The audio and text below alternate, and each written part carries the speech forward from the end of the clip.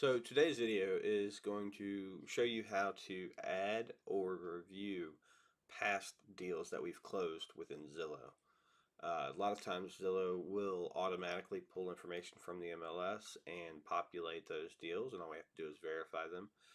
Other times it does not pull any information and we have to manually enter it. So for this video, we're going to kind of cover more the entering past sales. So first, start by going into your Zillow account or our Zillow account, and we go into the Agent Hub profile. While that's loading, I'll cover this. I've got a whole list of all of the deals we've closed this year in 2018. And as you see, I've already checked off Country Lane.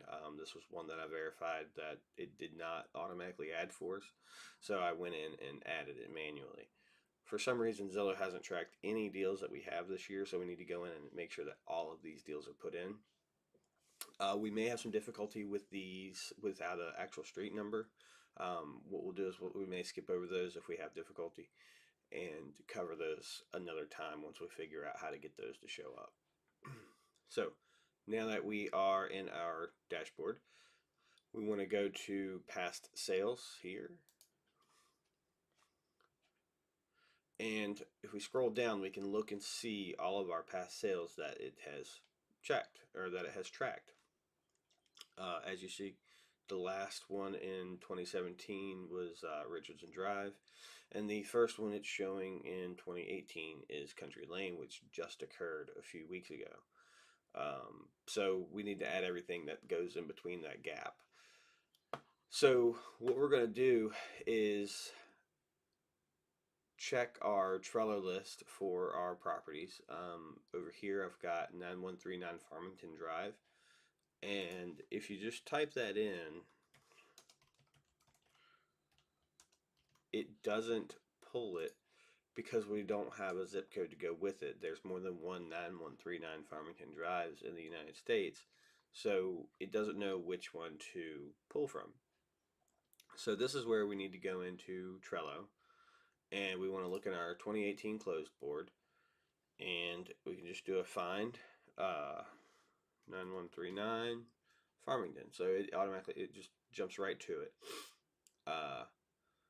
And to do find is Control F if you're using Windows. Now click on the card to see the details, and we can just copy this whole address and we can just paste it right into there and then do add sale, and it'll actually populate it for us after that. All it really needs is the zip code, but if we do Richmond, Virginia, it helps it find it quicker.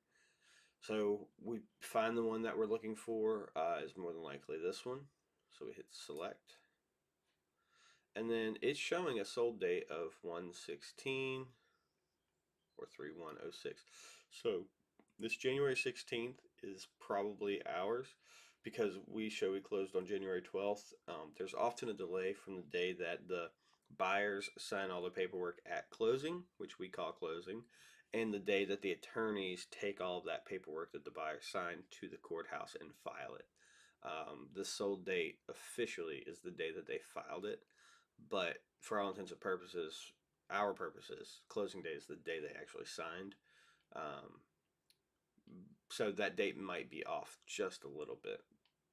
So in this situation, when that date doesn't match perfectly, just double check the sale price. So we reduced the sale price to 212.5, and that matches up.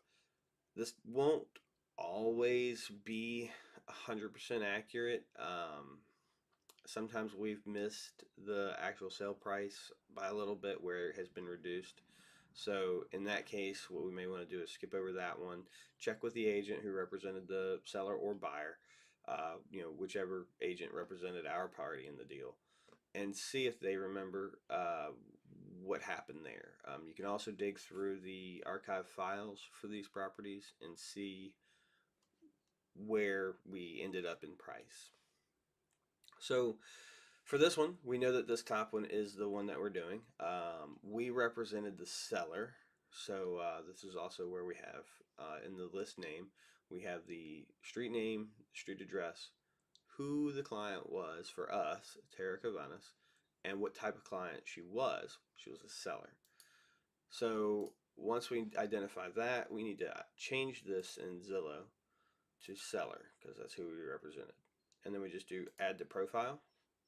Then we want to check this box to certify that we've complied with all of Zillow's terms of service.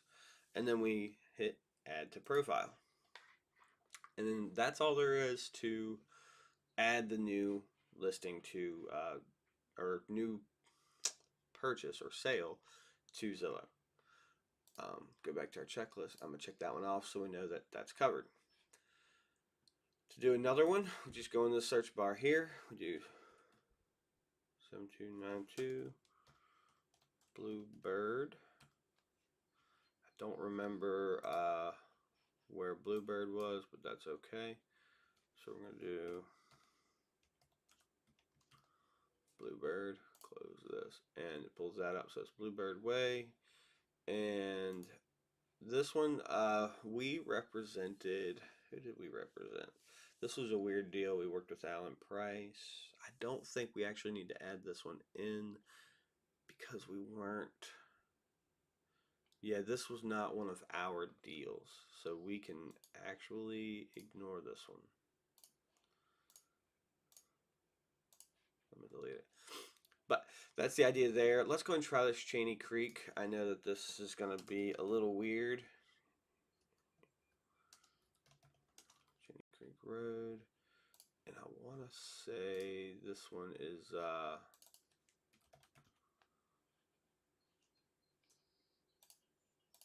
going to be in Maidens, Virginia. Or I'm sorry, Goochland, Virginia. So we've got a couple of Cheney Creek ones. We'll just pull from this one. Looks like there is an address populated, so that's good. We can likely use that. 2433 Cheney Creek Road, and then the zip code is 23063. So it pulls that from there, and it looks like it knows when it sold, January 31st, so 2/1, so that's right, and it probably did sell for $50,000. So we used the right one there. Okay, so then we represented the buyer on this deal, right? Buyer's agent here. So we know who that was. A lot of times seller's agent is someone else. If they're not part of our team, then we know that we represented the buyer. Yeah, that one didn't specify it in the list name. So we've got all that info right. Add to profile.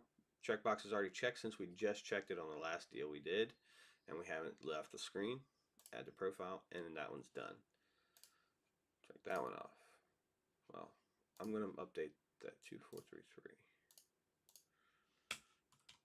Update that list just so it looks good later. Then we've got 2430 Cheney Creek Road. So what we can do is we're still in Cheney Creek, so 2430. Just change that, add the sale, and it's got that. So now what we can do is find the other one, 2430 here. Look at the details of this one, $58,000. We represented the buyer again, and it closed on 3/7. So yeah, it's only 5 days after when the actual closing was, before it was stored at the courthouse. So it does have this information in there from the MLS, but it's not attaching it to our Zillow account, likely because the MLS wasn't able to distinguish who the actual agent was. I'm not sure what the real reason is, but that's my assumption. So we'll add that to our profile. Checkbox is still checked, and then we're done. So go through this list and make sure all of these are in there. And good luck. Turner Road, you can probably do the same thing. That might have had a address done with it. Let's just check that out here. Turner, while we're here. So we'll do 0. Turner Road. See if we can pull it. So it can't pull that. Let's try the full address and see if that helps. No. Okay, so for the 0 addresses, we can skip them for now. We may go back once we identify what the actual street address is. Some of those are going to be a little tricky. But now you know how to do these videos, or now you know how to do these sales, and good luck to you.